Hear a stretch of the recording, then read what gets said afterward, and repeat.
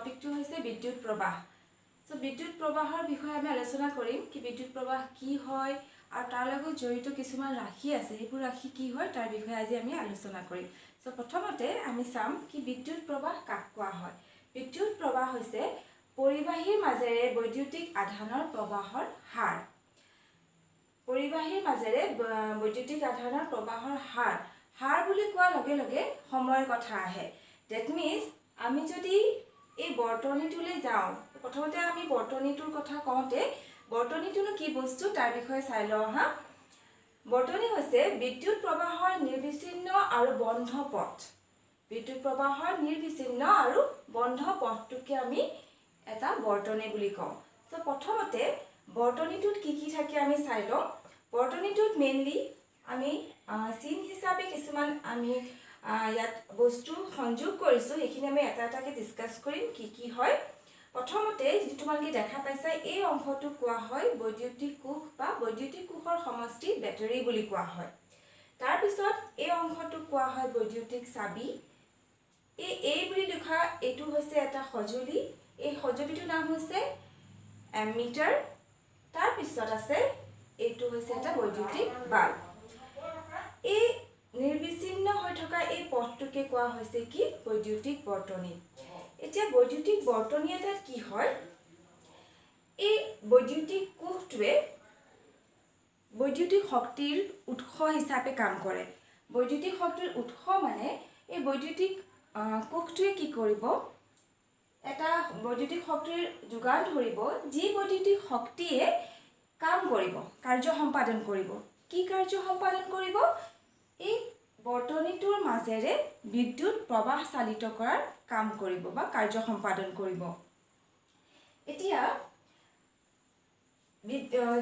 প্ৰবাহ চালিত হোৱা বুলি কোৱাৰ লগে লগে কি হয় প্ৰবাহ? মই প্ৰথমতে তোমালোকক ডিছকাছ কৰিছোঁ কি পৰিবাহীৰ মাজেৰে বৈদ্যুতিক আধানৰ প্ৰবাহৰ হাৰকে আমি বিদ্যুৎ প্ৰবাহ বুলি কওঁ। এতিয়া কথাটো হ'ল প্ৰবাহ ক'ৰ পৰা আৰম্ভ হয় আৰু কি হয়। যি বৰ্তনীটো আমি ইয়াত ব্যৱহাৰ কৰিছোঁ সেই বৰ্তনীটো আচলতে এডাল সুপৰিবাহী তাৰৰ লগত আমি সংযোগ কৰিছোঁ বিভিন্ন ধৰণৰ সামগ্ৰী। চ' এই সুপৰিবাহী তাঁৰডাল আচলতে কিহেৰে নিৰ্মিত হয়? ধাতুৰে নিৰ্মিত হয়। আৰু তোমালোকে জানা কি ধাতুসমূহৰ এটা প্ৰৱণতা থাকে কি ধাতুসমূহে সদায় যৌগ গঠন কৰাৰ সময়ত ইলেক্ট্ৰনসমূহ দান কৰাৰ প্ৰৱণতা থাকে আৰু অধাতুসমূহক গ্ৰহণ কৰাৰ প্ৰৱণতা থাকে। ডেট মিন্স সেই ধাতুৰে নিৰ্মিত এডাল তাঁৰ, সেই তাঁৰডালত অসংখ্য মুক্ত ইলেক্ট্ৰনসমূহ থাকিব। এতিয়া যেতিয়া এই আমি বেটাৰীটো সংযোগ কৰি দিওঁ, এই বেটাৰীটোৱে কি কৰে বৈদ্যুতিক শক্তিৰ যোগান ধৰে। যোগান ধৰাৰ লগে লগে এই পৰিবাহীডালত থকা যাদৃচ্ছিকভাৱে থকা যিখিনি ইলেক্ট্ৰন আছিলে সেই ইলেক্ট্ৰনখিনি গতি কৰিবলৈ আৰম্ভ কৰে। মই বাহিৰত দেখাইছোঁ আচলতে তাঁৰডালৰ ভিতৰতে ইলেক্ট্ৰনসমূহ গতি কৰিবলৈ আৰম্ভ কৰে। আৰু যেতিয়াই গতি কৰিবলৈ আৰম্ভ কৰে তেতিয়া আমি কওঁ কি বৰ্তনীটোৰ মাজেৰে বিদ্যুৎ প্ৰবাহ চালিত হৈছে। ইয়াত এই কে বুলি লিখা এই চিম্বলটো হৈছে বৈদ্যুতিক চাবি। এই চাবিটোৱে যদি আমি খোলাকৈ ৰাখোঁ তেতিয়াহ'লে ইয়াৰ পৰা ইয়ালৈকে ইলেক্ট্ৰনসমূহ চালিত হ'ব নোৱাৰিব আৰু তেনে অৱস্থাত বৰ্তনীটো খোলা অৱস্থাত আছে বুলি কোৱা হয়। আৰু যেতিয়াই চাবিটো বন্ধ অৱস্থাত থাকে তেতিয়া ইলেক্ট্ৰনসমূহ এই গোটেই বৰ্তনীটোত চালিত হ'বলৈ আৰম্ভ কৰে। চ' সেইটোৱে হৈছে বিদ্যুৎ প্ৰবাহ। নেক্সট বিদ্যুৎ যেনেকৈ আমি বাকীসমূহ ৰাশিসমূহৰ একোটা একক থাকে, একেধৰণে বিদ্যুৎ প্ৰবাহৰো একোটা একক এটা প্ৰবাহৰ এককটো কি? বিদ্যুৎ প্ৰবাহৰ এককটো হৈছে এম্পিয়াৰ। 1 এম্পিয়াৰ বিদ্যুৎ প্ৰবাহ বুলি আমি কেতিয়া ধৰোঁ? যেতিয়া কোনো এটা পৰিবাহীৰ যিকোনো এটা বিন্দুৰ মাজেৰে একক সময় মানে তোমালোকে জানা 1 ছেকেণ্ড, একক সময়ত যদি 1 কুলম আধান চালিত হয় তেন্তে আমি কওঁ কি 1 এম্পিয়াৰ বিদ্যুৎ প্ৰবাহ চালিত হৈছে। অৰ্থাৎ আধান তোমালোকে জানা আধান ঋণাত্মকো হ'ব পাৰে ধনাত্মকো হ'ব পাৰে। ইয়াৰ ক্ষেত্ৰত আমি ইলেক্ট্ৰনসমূহ ধৰিছোঁ। ডেট মিন্স ঋণাত্মক আধানৰ চালনকে আমি বিদ্যুৎ প্ৰবাহৰ একক হিচাপে যেতিয়া ধৰো তেতিয়াহ'লে একক সময়ত কিমানখিনি ইলেক্ট্ৰন চালিত হয় তাকে আমি কি বুলি কওঁ বিদ্যুৎ প্ৰবাহ আৰু যদি 1 কুলম ইলেক্ট্ৰন চালিত হয় 1 সেকেন্ডত তেনেস্থলত বিদ্যুৎ প্ৰবাহৰ এককটো হ'ব কি কিমান বিদ্যুৎ প্ৰবাহ চালিত হৈছে বুলি কম আমি 1 এম্পিয়াৰ এতিয়া তোমালোকে চোৱা ইয়াত 1 কুলম বুলি কোৱাৰ লগে লগে যেহেতু 1 কুলম আধানৰ মান হয় 1 কুলম বুলি কোৱাৰ লগে লগে কিমানখিনি ইলেক্ট্ৰনৰ চলন বুলি আমি ধৰিম 1 কুলম কোৱাৰ লগে লগে আমি 6 × 10 to the power 18 টা ইলেক্ট্ৰন বুলি ধৰিম 6 × 10 to the power 18 টা ইলেক্ট্ৰনৰ যিমানখিনি আধান থাকিব সিমানখিনি আধানকে আমি 1 কুলম আধান বুলি ধৰিম আৰু যদি আমি এটা ইলেক্ট্ৰনত কিমান আধান বুলি সুধো তেন্তে এটা ইলেক্ট্ৰনত কিমান আধান থাকে 1.6 × 10 to the power -19 কুলম থাকে বিদ্যুৎ প্ৰবাহৰ পিছত নেক্সট টপিকটো হৈছে বিভৱ ভেদ বিভৱ ভেদ কি বস্তু তোমালোকে যদি চোৱা এই বৰ্তনীটোলে তোমালোকক কোৱা হৈছে কি এই পাৰ্টটোক কোৱা হয় বৈদ্যুতিক কোষ আৰু বৈদ্যুতিক কোষটো হৈছে বৈদ্যুতিক শক্তিৰ উৎস যিয়ে কাৰ্য সম্পাদন কৰে ইলেক্ট্ৰনসমূহৰ গতি কৰাত যি পৰিমাণৰ কাৰ্য সম্পাদন কৰা হয় সেই কাৰ্য সম্পাদনখিনিকে আমি কওঁ বিভৱ ভেদ এতিয়া বিভৱ ভেদ কি হয় একক আধান এটা বিন্দুৰ পৰা আন এটা বিন্দুলৈ নিউতে যি পৰিমাণৰ কাৰ্য সম্পাদন কৰা হয় তাকে বিভৱ ভেদ বোলে একক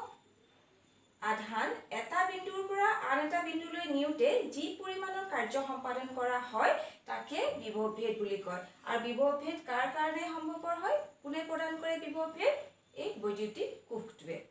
আৰু বিভৱ ভেদৰ সিম্বলটো হৈছে ভি আৰু তাৰ এককটো হৈছে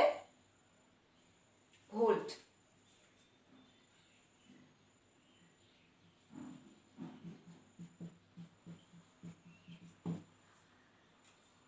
ইয়াৰ পিছত আমি নেক্সট টপিকটোলৈ যাওঁ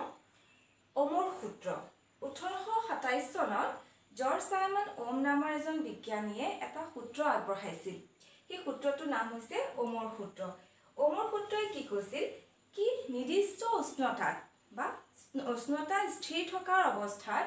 বৰ্তনী এটাৰ দুই প্ৰান্তৰ মাজৰ বিভৱ ভেদ ভি যাক আমি ভিৰে ৰিপ্ৰেজেণ্ট কৰোঁ ভি বৰ্তনীটোত চালিত বিদ্যুৎ প্ৰবাহৰ সমানুপাতিক বৰ্তনীটোত বিভৱ ভেদ যিমান হ'ব সেই বিভৱ ভেদটো কাৰ লগত সমানুপাতিক হ'ব সেই বৰ্তনীটোত চালিত হৈ থকা প্ৰবাহৰ সমানুপাতিক হ'ব আৰু তাকে ৰিপ্ৰেজেণ্ট কৰিছিলে তেওঁ দেখুৱাইছিল কি ধৰণে ভি সমানুপাতিক আই হিচাপে ভিটো হৈছে বিভৱ ভেদৰ সিম্বল আইটো হৈছে বিদ্যুৎ প্ৰবাহৰ সিম্বল সো বিভৱ ভেদ কাৰ লগত সমানুপাতিক হয় প্ৰবাহৰ সমানুপাতিক তাৰ পিছত তোমালোকে জানা কি যেতিয়াই এই সমানুপাতিক চিনটোৰ পৰা সমান চিনলৈ আমি লৈ যাওঁ তেতিয়াহ'লে সদায় এটা আমি ধ্ৰুৱক এটা দিব লাগে আৰু ইয়াৰ ক্ষেত্ৰত সেই ধ্ৰুৱকটো হৈছে আৰ যাক কোৱা হয় ৰুট তাৰপিছত আমি ডিছকাছ কৰিম কি ৰুটটো কি বস্তু সো ওমৰ সূত্ৰটো তোমালোকৰ আই গেছ ক্লিয়াৰ হ'ল ওমৰ সূত্ৰ মতে উষ্ণতা স্থিৰ থকাৰ অৱস্থাত বিভৱ ভেদ সদায় বৰ্তনীটোত চালিত হোৱা প্ৰবাহৰ সমানুপাতিক হয় এতিয়া আমি চাম কি ৰোধৰ একক কি হ'ব আৰু কিমান হ'ব যদি এটা বৰ্তনীটোত 1 ভোল্ট বিভৱ ভেদ প্ৰদান কৰা হয় আৰু সেইমতে যদি 1 এম্পিয়াৰ বিদ্যুৎ প্ৰবাহ চালিত হয় তেনে অৱস্থাত সেই বৰ্তনীটোৰ ৰুট 1 ওম বুলি ধৰা হয় কি ধৰণে উলিয়াইছো আমি R ইকুৱেল টু ইজ ফৰ্মুলাটোৰ পৰা যদি আমি চাওঁ R ইকুৱেল টু কি হ'ব V/I সো 1 ওমক আমি এটো ওম বুলি কোৱা হয় ইয়াৰ সিম্বলটো ওম 1 ওমক আমি কি বুলি লিখিব পাৰো 1 ভোল্ট বাই 1 এম্পিয়াৰ বুলিও লিখিব পাৰো ইয়াৰ লগতে আৰু দুটামান কথা তোমালোকক কৈ থম কি বিদ্যুৎ প্ৰবাহৰ ক্ষেত্ৰত আমি ডিসকাস কৰিছো কি বিদ্যুৎ প্ৰবাহৰ এককটো হৈছে এম্পিয়াৰ কিছু ক্ষেত্ৰত যেতিয়া বিদ্যুৎ প্ৰবাহৰ মান সৰু হয় মানে সৰু যদি বিদ্যুৎ প্ৰবাহৰ মান আমি দিব লগা হয় তেনে অৱস্থাত আমি বিদ্যুৎ প্ৰবাহৰ সৰু একক হিচাপে মাইক্ৰ এম্পিয়াৰ বা মিলি এম্পিয়াৰ ব্যৱহাৰ কৰোঁ। চ' 1 মিলি এম্পিয়াৰত কিমান এম্পিয়াৰ থাকিব? 10 to the power -3 এম্পিয়াৰ থাকিব আৰু 1 মাইক্ৰ এম্পিয়াৰত 10 to the power -6 এম্পিয়াৰ থাকিব। এইকেইটা হৈছে বিদ্যুৎ প্ৰবাহৰ সৰু একক। নেক্সট টপিকটো আছে আমাৰ ৰোধ। ৰোধ কি বস্তু? ৰোধ হৈছে পৰিবাহীৰ আধানক বাধা দিয়া ধৰ্মক ৰোধ বোলে। যিকোনো পৰিবাহী যেতিয়া আমি এটা বৰ্তনীত ব্যৱহাৰ কৰোঁ, চ' প্ৰত্যেকটো পৰিবাহীৰে এটা প্ৰৱণতা থাকে কি সেই পৰিবাহীডালে বিদ্যুৎ কোষ বা বেটাৰীৰ দ্বাৰা যিটো বিভৱভেদ দিয়া হয়, যাৰ ফলত বিদ্যুৎ প্ৰবাহ চালিত হয়, সেই বিদ্যুৎ প্ৰবাহক এটা বাধা দিয়া প্ৰৱণতা থাকে আৰু কিমান বাধা দিয়ে সেই তাকে আমি ৰোধ বুলি কওঁ। বেলেগ বেলেগ পদাৰ্থৰ বাবে ৰোধৰ পৰিমাণ বেলেগ বেলেগ হয়। এতিয়া ৰোধটো কি বস্তুৰ ওপৰত নিৰ্ভৰ কৰে আমি চাওঁ। ৰোধ নিৰ্ভৰ কৰে পৰিবাহীডালৰ দৈৰ্ঘ্যৰ ওপৰত, সমানুপাতিক হয়। ৰোধ নিৰ্ভৰ কৰে পৰিবাহীডালৰ প্ৰস্থচ্ছেদৰ কালিৰ ওপৰত, ব্যস্তানুপাতিক হয়। আৰু ৰোধ নিৰ্ভৰ কৰে উষ্ণতাৰ ওপৰত। এতিয়া আমি ৰোধৰ ডেফিনেশ্যনটোতে আমি ডিছকাছ কৰিছিলোঁ কি যেতিয়া আমি ৰোধৰ বিষয়ে আলোচনা কৰিম, এটা নিৰ্দিষ্ট সময়ত এটা নিৰ্দিষ্ট পৰিবাহীৰ কথা যেতিয়া আমি কওঁ, তেতিয়া সেই অৱস্থাত উষ্ণতাটো স্থিৰ থাকিব লাগিব। এতিয়া আমি এই দুয়োটাক যদি মিলাই পেলাই লিখোঁ, তেন্তে আমি পাম R সমানুপাতিক L/A বুলি পাম। একেধৰণে যদি সমানুপাতিক চিনটো আমি উঠাই দিওঁ, তেতিয়া সমান চিনলৈ যদি লৈ যাওঁ, তেতিয়া আমি এটা ধ্ৰুৱক দিব লাগে। আৰু ইয়াৰ ক্ষেত্ৰত সেই ধ্ৰুৱকটো হৈছে পি নিচিনা তোমালোকে যি দেখি পাইছা, সেইটোক ৰৌ বুলি কোৱা হয়। আৰু ৰৌটো হৈছে ৰোধকতা। তাৰপিছত আমি চাম কি ৰোধখিনি কি বস্তুৰ ওপৰত নিৰ্ভৰ কৰে। এই মাত্ৰ ডিছকাছ কৰিলোৱে, পৰিবাহীৰ দৈৰ্ঘ্যৰ ওপৰত, পৰিবাহীৰ প্ৰস্থচ্ছেদৰ কালিৰ ওপৰত, উষ্ণতাৰ ওপৰত আৰু পদাৰ্থৰ প্ৰকৃতিৰ ওপৰত। কেনেকৈ দৈৰ্ঘ্য, প্ৰস্থকালি, উষ্ণতা আৰু পদাৰ্থৰ প্ৰকৃতিৰ ওপৰত নিৰ্ভৰ কৰে তাৰ বিষয়ে আমি এটা সৰু উদাহৰণে বুজাব বিচাৰোঁ। ধৰি লোৱা এডাল পানীৰ পাইপ আছে আৰু সেই পানীৰ পাইপেৰে মাজৰে যেতিয়া আমি পানীখিনি চালিত হয়, তেতিয়াহ'লে কি হয়, যদি সেই পাইপডাল যিমান দীঘল হ'ব, পানী এটা মূৰৰ পৰা আনটো মূৰলৈ পাবলৈ পানীৰ বেছি সময় লাগিব নে কম সময় লাগিব? নিশ্চয় বেছি সময় লাগিব। যদি আমি এডাল সৰু পাইপ লওঁ আৰু এডাল দীঘল পাইপ লওঁ, তেতিয়াহ'লে সৰু পাইপডালৰ মাজেৰে পানী এটা বিন্দুৰ পৰা আন এটা বিন্দুলৈ যাবৰ কাৰণে কম সময় লাগিব আৰু দীঘল পাইপৰ মাজেৰে যাবৰ কাৰণে বেছি সময় লাগিব। সেইকাৰণে ৰোধো একেধৰণে যদি আমি চাওঁ, ৰোধৰো যদি ইয়াৰ পৰিবাহীৰ দৈৰ্ঘ্য বেছি হয়, তেতিয়াহ'লে ৰোধৰ পৰিমাণো বেছি হয়। যদি পৰিবাহীৰ দৈৰ্ঘ্যৰ পৰিমাণ কম হয়, তেতিয়াহ'লে অট'মেটিকলি ৰোধৰ মানো কমি যায়। দ্বিতীয়তে আমি চাম কি প্ৰস্থচ্ছেদৰ কালি। আমি যদি এডাল পাইপডাল কনচিডাৰ কৰোঁ, এইটোক কোৱা হয় প্ৰস্থচ্ছেদ। যে প্ৰস্থচ্ছেদৰ কালি যিমান বেছি হ'ব, ৰোধৰ পৰিমাণ বেছি হ'ব নে কম হ'ব? ধৰি লোৱা এডাল পানীৰ পাইপ হয়, এই প্ৰস্থকালিটো এইটো 1 নম্বৰ পাইপ, 2 নম্বৰ পাইপ। চ' 2 নম্বৰ পাইপৰ ক্ষেত্ৰত প্ৰস্থচ্ছেদৰ কালিটো বেছি, 1 নম্বৰ পাইপৰ ক্ষেত্ৰত প্ৰস্থচ্ছেদৰ কালিটো কম। তেনে অৱস্থাত দ্বিতীয়টোৰ পাইপৰ মাজেৰে পানী বেছি সোনকালে আৰু বেছিকৈ সৰকিব কম্পেয়াৰটিভলি প্ৰথম পাইপডালৰ তুলনাত। একেধৰণে যদি আমি এইটো পৰিবাহী বুলি ধৰি লওঁ, প্ৰথম পৰিবাহীডালৰ মাজেৰে বিদ্যুৎ চালিত হ'বৰ কাৰণে বেছি কষ্ট হ'ব বা বেছি সময় লাগিব আৰু দ্বিতীয় পৰিবাহীডালৰ ক্ষেত্ৰত, কাৰণ ইয়াৰ প্ৰস্থচ্ছেদৰ কালি বেছি, সেইকাৰণে কি হ'ব, বিদ্যুৎ প্ৰবাহটো বেছি আৰামত পাৰ হৈ যাব পাৰিব। আৰু যেতিয়া বিদ্যুৎ বেছি ভালকৈ পাৰ হৈ যাব পাৰে, আৰামত পাৰ হৈ যাব পাৰে, অট'মেটিকলি যিটো বাধা দিয়া প্ৰৱণতা ৰোধ, সেইটো কি হৈ আহিব, কমি আহিব। সেইকাৰণে ৰোধটো সদায় প্ৰস্থচ্ছেদৰ কালিৰ লগত ব্যস্তানুপাতিক হয়। ডেট মিনছ প্ৰস্থচ্ছেদৰ কালি যিমানে বাঢ়িব, ৰোধ তিমানে কমিব, বা প্ৰস্থচ্ছেদৰ কালি যিমানে কমিব, ৰোধ তিমানে বাঢ়িব। আৰু তাৰপিছত আহিছে ৰোধকতা। ৰোধকতা কি আমি অলপ চাই লওঁ। ৰোধকতা হৈছে পদাৰ্থৰ এটাৰ ৰোধৰ পৰিমাণ বেলেগ বেলেগ পদাৰ্থৰ কাৰণে ৰোধৰ পৰিমাণ বেলেগ বেলেগ হয় সো কোনটো পদাৰ্থৰ কিমান ৰোধ হ'ব হেতুকে আমি সেই পদাৰ্থটোৰ ৰোধকতা বুলি কওঁ ৰোধকতাটো কিহৰ ওপৰত নিৰ্ভৰ কৰে আৰু তাৰ মানটো আমি কেনেকৈ উলিয়াব পাৰো যদি আমি এই সমীকৰণটোক এক সমীকৰণ বুলি ধৰো তেতিয়াহ'লে এক সমীকৰণৰ পৰা তোমালোকে পাবা r = rho l by a যদি আমি ক্ৰছ মাল্টিপ্লিকেশ্যন কৰি প্লে চাওঁ তেতিয়াহ'লে আমি পাম কি rho = r * a by l so rho বা ৰোধকতা কি বস্তুৰ ওপৰত নিৰ্ভৰ কৰে উষ্ণতাৰ ওপৰত আৰু পদাৰ্থৰ প্ৰকৃতিৰ ওপৰত ইয়াত তোমালোকৰ এখন তালিকা দিয়া হৈছে ৰোধকতা বেলেগ বেলেগ পদাৰ্থৰ কাৰণে ধৰি লোৱা মই কৈছো কি ৰোধকতা হৈছে পদাৰ্থ এটাৰ ৰোধৰ পৰিমাণ কোনটো পদাৰ্থৰ কিমান বেছি ৰোধ হ'ব কিমান কম ৰোধ হ'ব সেই তাকে যিটো ৰাশিয়ে সূচায় তাকে আমি ৰোধকতা বুলি কওঁ ধাতু আমি জানো ধাতুসমূহো পৰিবাহী হয় দ্যাট মিন্স সেই ধাতুসমূহৰ ৰোধৰ মান বেছি হ'ব নে কম হ'ব নিশ্চয় কম হ'ব সেই কাৰণে ৰূপ এটা ধাতু হয় আৰু ৰূপৰ ৰোধকতাৰ মান 1.6 × 10⁻⁻8 একে ধৰণে সংকৰ ধাতুৰ যিটো পৰিবাহীৰ যিটো ধৰ্ম হেতু ধাতু আৰু অপৰিবাহীৰ মাজত হয় সেই কাৰণে সংকৰ ধাতু যেনেকৈ নিক্ৰমৰ ৰোধকতাৰ মান হৈছে 100 × 10⁻⁻6 তাৰ পিছত অপৰিবাহী যেনে ধৰা কাঠ সো কাগজৰ ৰোধৰ মান অতি বেছি আৰু মান কিমান মান হ'বগে পাৰে 10⁻12 ওহমলৈকে হ'ব পাৰে এতিয়া এইখিনি আছিলে ৰোধ আৰু ৰোধকতাৰ বিষয়ে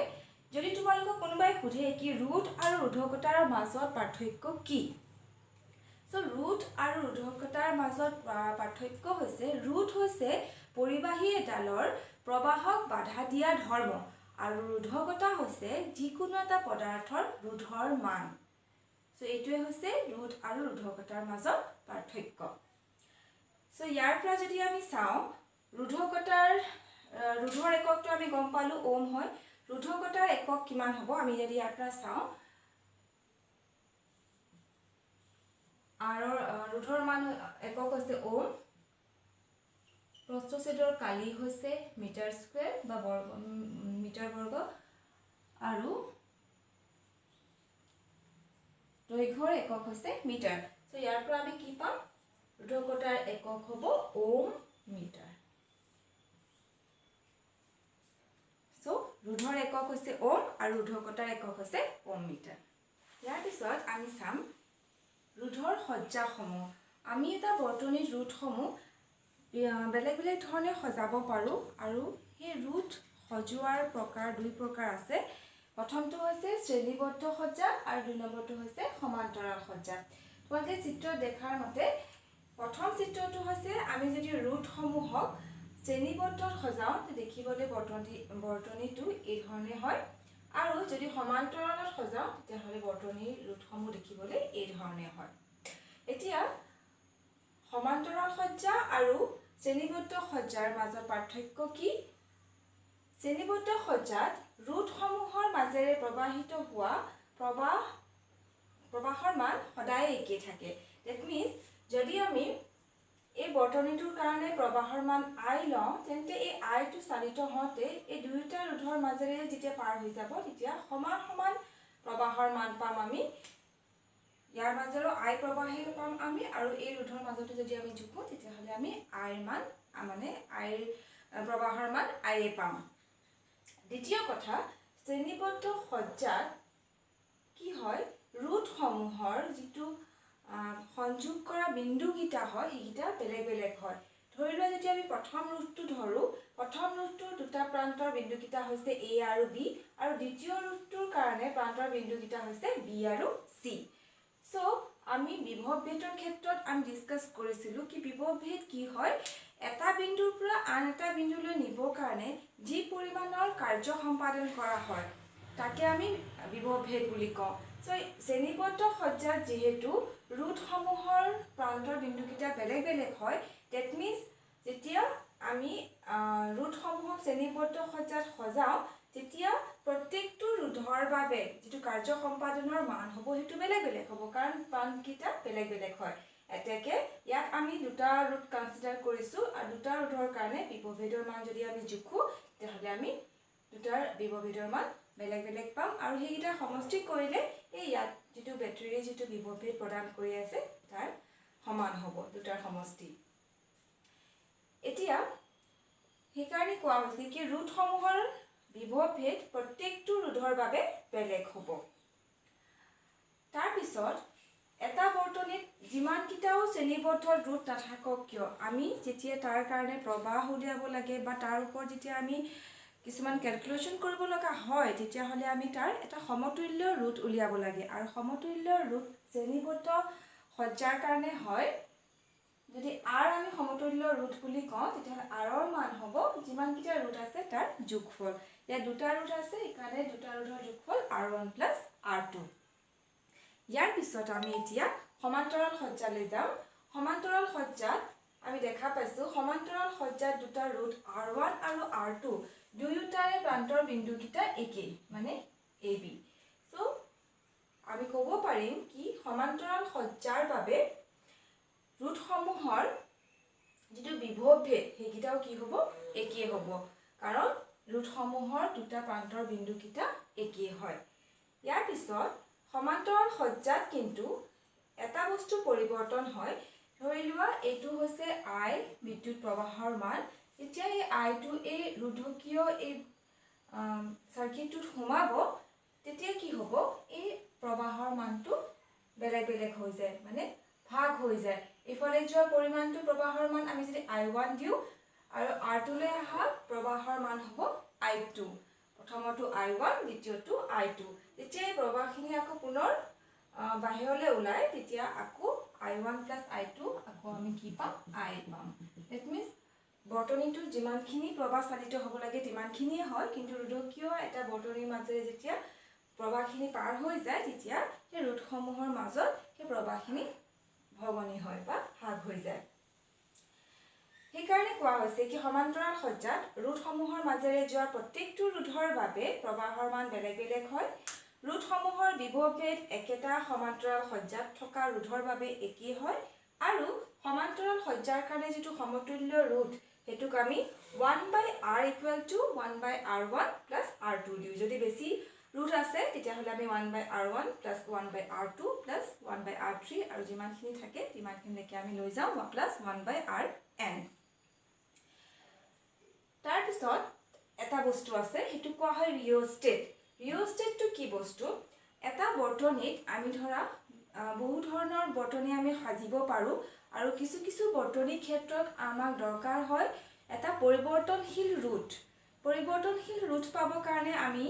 গুটি বৰ্তনীটো নহলাই পেলাই আমি এটা সজুলি আছে যাক ৰিঅস্টেট বুলি কোৱা হয় এই ৰিঅস্টেট ব্যৱহাৰ কৰি পেলাই একেটা বৰ্তনীতে একেটা বিভবেদ ব্যৱহাৰ কৰিয়ে আমি পৰিৱৰ্তনশীল ৰুট প্ৰদান কৰিব পাৰো আৰু তাকে কোৱা হয় ৰিঅস্টেট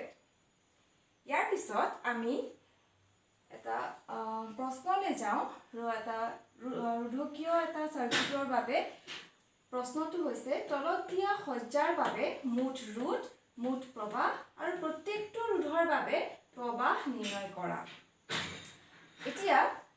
তোমালোকে এই সাৰ্কিটটো দেখা পাইছা এই বৰ্তনীটো দেখা পাইছা ইয়াত টোটাল 5টা ৰুট আছে R1 R2 R3 R4 আৰু R5 R1 আৰু R2 একেটা সমান্তৰাল সজ্জাত আছে আৰু R3 R4 R5 আন এটা সমান্তৰাল সজ্জাত আছে এই ৰুটসমূহৰ মানকিটা ইয়াত দিয়া হৈছে R1 10 ohm R2 40 ohm R3 30 ohm R4 20 ohm আৰু R5 60 ওহম ইয়াত এই বৰ্তনীটোৰ বাবে বিভবেদৰ মান হৈছে 12 ভোল্ট আৰু এতিয়া আমি উলিয়াব লাগিব প্ৰথমতে মুঠ ৰুট তাৰ পিছত উলিয়াব লাগিব মুঠ প্ৰবাহ মুঠ ৰুট উলিয়াবৰ কাৰণে আমি বেলেগ বেলেগ কে দুটা উলিয়াই লওঁ তাৰ পিছত এটা আমি যোগ কৰি দিম বা কি সজ্জাত আহে হেতু চাই পেলাই আমি তাৰ মুঠ ৰুট কি হ'ব হেতু নিৰ্ণয় কৰিম সো প্ৰথমটো সমান্তৰাল সজ্জাৰ কাৰণে যদি আমি চাওঁ তেতিয়া হলে আমি যদি ধৰি লওঁ কি প্ৰথম R1 আৰু R2 ৰ কাৰণে সমতুল্য ৰুট r' যদি হয় তেন্তে ফৰ্মুলাৰ মতে 1/r' = 1/r1 + 1/r2 আৰু সেইমতে বহালে আমি পাম 5/40 হেতুক আমি আৰু সৰলতম এককলৈ লৈ গ'লে 1/8 পাম 1/8 হেতু হৈছে 1/r ডেছৰ মান 1/r ডেছ ইকুৱেল টু 1/8 পাইছো দ্যাট মিন্স r ডেছ টু কিমান পাম 8 ওম পাম মানে উল্টাই দিলে 1/r ডেছ হৈ আছে এতিয়া r ডেছ বাই 1 কৰিলে আমি কি পাম 8 ওম পাম ইয়াৰ পিছত আমি চাওঁ কি প্ৰত্যেকটো ৰোধৰ যি ধৰণে আমি সমতুল্য ৰোধ উলিয়ালো এতিয়া R3 R4 আৰু R5 ৰ বাবে সমতুল্য ৰোধ যদি আমি r ডাবল ডেশ বুলি ধৰো তেতিয়া হলে 1/r ডাবল ডেশ equal to 1/r3 plus 1/r4 plus 1/r5 হ'ব তো সেইমতে মানসমূহ বহুৱালে আমি 1/30 plus 1/20 plus 1/60 পালো আৰু লসাগু লৈ পেলাই আমি 60 পালো আৰু ওপৰত মানখিনি আমি পালো 2 plus 3 plus 1 that means আমি 1/r ডেশৰ মান পালো 1/10 that means r ডাবল ডেশৰ মান কিমান হ'ব 10 ওম ইয়াৰ পিছত মুঠ ৰোধলৈ আহো আমি মুঠ ৰোধ ইয়াৰ আগতে আমি পাইছিলো r ডেশৰ মান 10 আৰু r ডাবল ডেশৰ মান এতিয়া r ডেশৰ মান 8 পাইছিলো আৰু এতিয়া r ডাবল ডেশৰ মান 10 ওম পাইছো এইখিনি তোমালোকে বৰ্তনীটোলৈ অকমান মন কৰা প্ৰথম দুটা ৰোধ যিটা আছিল হেতু সমান্তৰাল সজ্জাত আছিল তাৰ সমতুল্য ৰোধ আমি r ডেশ পালো আৰু তিনটা ৰোধ সমান্তৰাল সজ্জাত আছিল যাৰ সমতুল্য ৰোধ আমি r ডাবল ডেশ পালো এতিয়া এই বৰ্তনীটোলৈ যদি তোমালোকে মন কৰা তোমালোকে দেখা পাবা কি r ডেশ আৰু r ডাবল ডেশটো দুয়োটাই শ্ৰেণীবদ্ধ সজ্জাত আছে এতিয়া সো ইয়া এই দুটা r ডেশ আৰু r ডাবল ডেশৰ কাৰণে এই বৰ্তনীটোৰ কাৰণে যেটো মুঠ ৰুট হ'ব হেতু শ্ৰেণীবদ্ধ সজ্জাত যদি আমি দিও তেলে r ইকুৱেল টু r ডেশ প্লাস r ডাবল ডেশ দ্যাট মিন্স 18 ওম পালো এই বৰ্তনীটোৰ কাৰণে মুঠ ৰুট আমি কিমান পালো 18 ওম এতিয়া আমাক লাগে বিদ্যুৎ প্ৰবাহৰ মান সো ওমৰ সূত্ৰৰ পৰা আমি পাইছিলো কি v equal to r into i so তাৰ পৰা i মান কিমান পাম আমি v বাই r সো এটো যদি আমি মানখিনি বহুৱাই দিও তেতিয়া হলে i মান পালুগে আমি 0.67 এম্পিয়াৰ সো এইখিনি আমি মুঠ ৰুট পালো আৰু মুঠ প্ৰবাহৰ মান পালো এটা আমাৰ নেক্সট আছিল টপিকটো নেক্সট প্ৰশ্নটো আছিল কি প্ৰত্যেকটো ৰুধৰ কাৰণে প্ৰবাহৰ মান কিমান হ'ব সো আমি যদি প্ৰথম সমান্তৰাল সজ্জাৰ কথা ভাবো সো প্ৰথম সমান্তৰাল সজ্জাৰ বাবে এতিয়াটো বৰ্তনীটোত কি হ'ল দুটা শ্ৰেণীবদ্ধ সজ্জাত আহিল দুটা যেতিয়া শ্ৰেণীবদ্ধ সজ্জাৰ ৰুটকিটা আমি পালো আমি জানো শ্ৰেণীবদ্ধ সজ্জাৰ কাৰণে বিভৱভেদৰ মান বেলেগ বেলেগ হয় কাৰণ একিটাৰ প্ৰান্তৰ বিন্দুকিটা বেলেগ বেলেগ হয় সো এতেকে শ্ৰেণীবদ্ধ সজ্জাত এই দুটা সমতুল্য ৰুট থকাৰ কাৰণে r ডেশ আৰু r ডাবল ডেশৰ কাৰণে বিভৱভেদৰ মানো বেলেগ বেলেগ হ'ব সো r ডেশৰ কাৰণে যদি আমি বিভৱভেদৰ মান v1 বুলি লওঁ তেতিয়া হলে v1 ৰ মান আমি কেনেকৈ পাম মুঠ প্ৰবাহ পূৰণ r ডেশ সো মুঠ প্ৰবাহ আমি পাইছিলো কিমান 2/3 বা 0.67 ইয়াত মই 2/3 ডাইৰেক্ট লৈছো 2/3 পূৰণ r কৰিলে আমি তাৰ মানটো কিমান পাইছোগে 16/3 ভোল্ট পাইছো দ্যাট মিন্স r ডেশ ৰুধৰ সজ্জাৰ কাৰণে r ডেশ ৰুধৰ কাৰণে বিভৱভেদৰ মান কিমান হৈছে 16/3 ভোল্ট একে ধৰণে যদি আমি r ডাবল ডেশৰ কাৰণেও বিভৱভেদৰ মান উলিয়াও I into r ডাবল ডেশ যদি কৰো তেতিয়া হলে আমি r ডাবল ডেশৰ কাৰণে বিভৱভেদৰ মান পাইছো 20/3 ভোল্ট এতিয়া নেক্সট হৈছে কি r ডেশ বুলি ক'লে r ডেশত কেটা ৰুট আছিল সমান্তৰাল সজ্জা দুটা r1 আৰু r2 এতিয়া আমি r1 আৰু r2 যদি আমি পৃথকে চাও আমি সাৰ্কিটটো আকৌ এবাৰ আঁকি লওঁ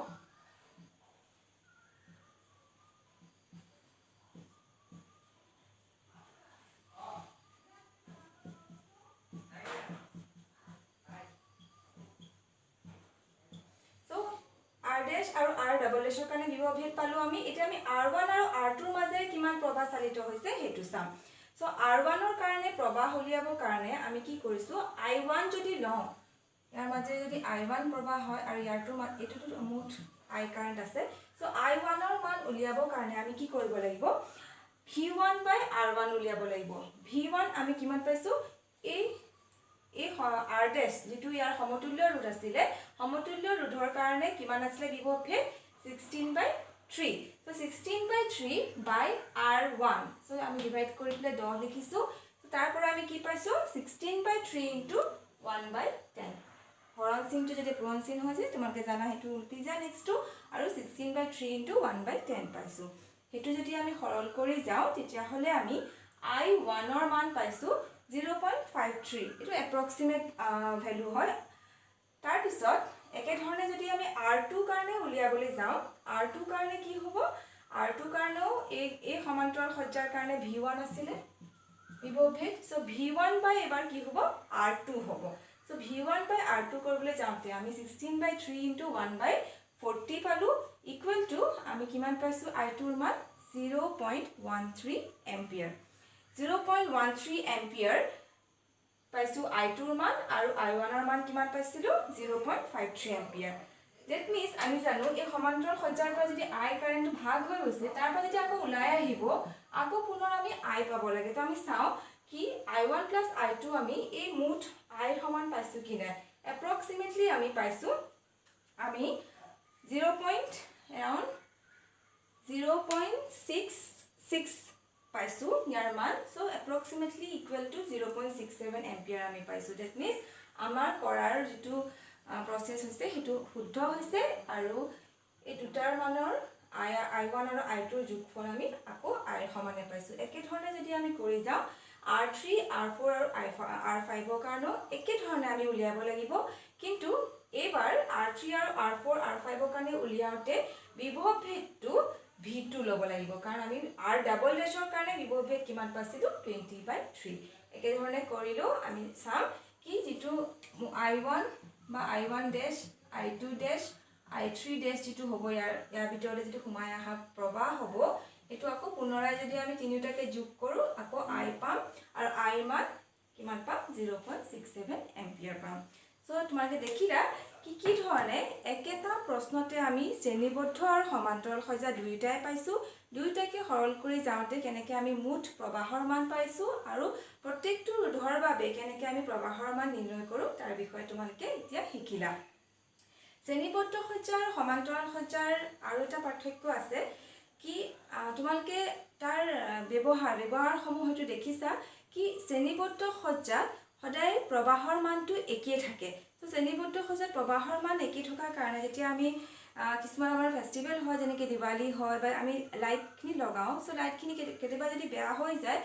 বিচাৰিবৰ কাৰণে অসুবিধা হয় কি কোনটো বাল্ব আচলতে বেয়া হৈছে কানেকশ্যনটো কোনখিনিত বেয়া হৈছে বিচাৰিবৰ কাৰণে দিগদাৰ একাৰণে হয় কাৰণ প্ৰত্যেকটোতে একে সমানে প্ৰবাহ চালিত হয় আৰু সমান্তৰাল সজ্জাত সকলো সমান্তৰাল সজ্জাত এনেকুৱা ধৰণৰ আমি লগাব পাৰোঁ সজুলিবোৰ যিবিলাকৰ কাৰণে প্ৰবাহৰ মান বেলেগ বেলেগ প্ৰয়োজন হয় কিন্তু শ্ৰেণীবদ্ধ সজ্জা আমি কেতিয়াও এটা যিকোনো এটা বাল্ব আৰু এটা ইস্ত্ৰি একেটা শ্ৰেণীবদ্ধ সজ্জাত সজাব নোৱাৰো কাৰণ দুয়োটাৰ কাৰণে প্ৰবাহৰ যিটো প্ৰয়োজনীয়তা হেতু বেলেগ বেলেগ হয় সো আজিৰ কাৰণে এইখিনিতে তোমালোকৰ এইখিনিলৈকে আছিল ইয়াৰ নেক্সট লেকচাৰটোত আমি ডিসকাস কৰিম বিদ্যুতৰ তাপীয় ক্ৰিয়াৰ বিষয়ে আৰু যিখিনি বিদ্যুতৰ আৰু এককসমূহ আছে ব্যৱহাৰসমূহ আছে বিদ্যুৎ প্ৰবাহৰ তাৰ বিষয়ে আলোচনা কৰিম ধন্যবাদ